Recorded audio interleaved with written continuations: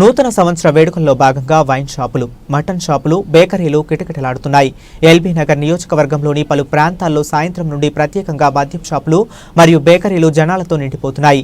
నూతన సంవత్సర వేడుకలలో భాగంగా ప్రతి ఒక్కరూ వేడుకలకు సిద్ధమవుతున్న నేపథ్యంలో బేకరీలు, మద్యం షాపులు, మటన్ షాపుల వద్ద జనాలు క్యూ కడుతున్నారు.